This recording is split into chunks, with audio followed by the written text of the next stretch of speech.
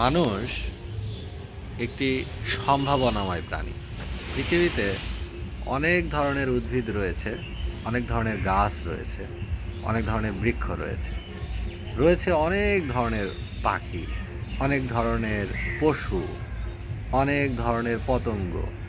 তার ভিতরে এই মানুষ যে প্রাণীটা রয়েছে, সে না খুব ছোট সাইজের, নাকি হাতির মতো খুবই বড় সাইজের, জিরাফের মতো বড় সাইজের, একটা মিডিয়াম সাইজের একটা অ্যানিমাল হচ্ছে মানুষ। 5 ফুট 6 ফুট এরকম একটা উচ্চতার, গড় উচ্চতার হচ্ছে আকৃতির একটি প্রাণী হচ্ছে মানুষ।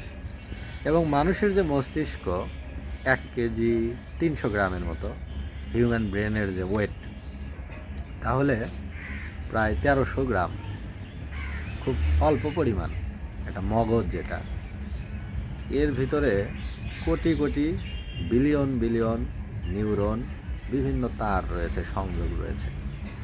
এই যে সেলগুলো রয়েছে, নিউরনগুলো রয়েছে, এগুলো কারেন্টের মতো, ইলেকট্রিসিটির মতো স্পার্ক করে। সেগুলো উজ্জ্বল, সেগুলো প্রচুর ইনফরমেশন ধারণ করতে পারে, কানেকশন করতে পারে একটার সাথে আরেকটা, ডিসিশন মেক করতে পারে। অসাধারণ একটা ক্ষমতা, অসাধারণ একটা পারফরমেন্স ব্রেনের। এবং এই কারণে পৃথিবীতে যত উদ্ভিদকুল বা প্রাণীকুল আছে, এই মানুষ, এই প্রাণীটি সবার থেকে টপে, সবার থেকে 1 নম্বরে। কারণ হচ্ছে এদের মস্তিষ্কটা বিকশিত, এবং সব সময়ই বিকশিত হচ্ছে, day to day, year two year. Old টাইমে একরকম ছিল, মডার্ন টাইমে একরকম হচ্ছে, আবার হবে, মানে ব্রেনটা ইভলভ হচ্ছে, বারবার ব্রেনে বিবর্তন হয়, বারবার পরিবর্তন হচ্ছে। এই ক্ষমতাটা, এই যে এত বিকশিত ব্রেনটা, এবং মানুষ চাইলে ব্রেনটাকে বিকশিত করতে পারে প্র্যাকটিসের দ্বারা, চেষ্টার দ্বারা, দক্ষতার দ্বারা। অর্থাৎ এটাকে কালটিভেট করার সুযোগ রয়েছে, এটাকে আরও বেশি শার্প করার সুযোগ রয়েছে, আরও বেশি এফিসিয়েন্ট করার সুযোগ রয়েছে।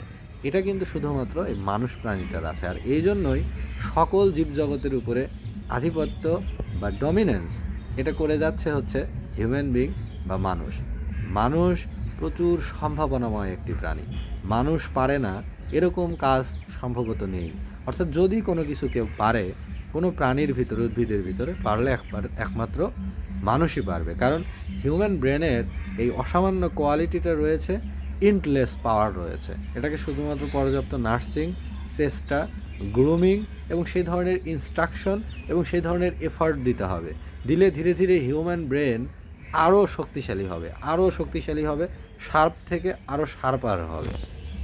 এবং এই মানুষ প্রাণীটিই কিন্তু ঠিক যতটা দয়াবান, যতটা জেনারাস, যতটা কাইন্ড, যতটা সফট, যতটা সহ্য করার ক্ষমতা, এগুলো কিন্তু মানুষেরই রয়েছে।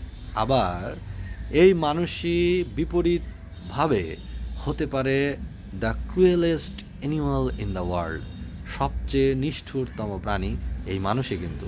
অন্য প্রাণী এতটা নিষ্ঠুর না, হায়েনাও কিন্তু এত নিষ্ঠুর না, বাঘ সিংহ এতটা নিষ্ঠুর হতে পারবে না যতটা পারে মানুষ। আবার দয়াবানও হতে পারে, সবচেয়ে দয়াবান, দ্য কাইন্ডেস্ট, দ্য মোস্ট জেনারাস সব হতে পারে। আবার হতে পারে সবচেয়ে সহানুভূতিশীল, আবার হতে পারে সবচেয়ে প্রতিহিংসা পরায়ণ, সবচেয়ে বেশি প্রতিশোধ পরায়ণ। এই কোয়ালিটিটাও মানুষের আছে। মানে মানুষ সব কিছুতেই তীব্র হতে পারে, ভালোর সবচেয়ে ভালো হতে পারে, আবার খারাপের সবচেয়ে খারাপ হতে পারে। এই ক্ষমতাটা মনে হয় অন্য প্রাণীর নেই। মানে একই প্রাণী 2 ধরনের কোয়ালিটি প্লে করবে তা নাই। হয়তো একটা প্রাণীর একটা কোয়ালিটি, যে ওই প্রাণীটা এরকম, ওর সবগুলোই, সব ব্রিডই, সব জাতি ওই স্বভাবেরই সবাই। ছাগল হয়তো শান্ত প্রাণী, ভেড়া হয়তো শান্ত প্রাণী, সব ছাগল সব ভেড়াই প্রায় শান্ত। কিন্তু মানুষের ভিতর দেখা যাবে যে অনেক তফাৎ রয়েছে, একজন খুব দয়াবান, একজন খুব নিষ্ঠুর। আবার একই মানুষও সবই হতে পারে। অর্থাৎ এই যে হিউম্যান ব্রেন, এটাই মানুষের সবচেয়ে বড় শক্তিশালী একটি টুল।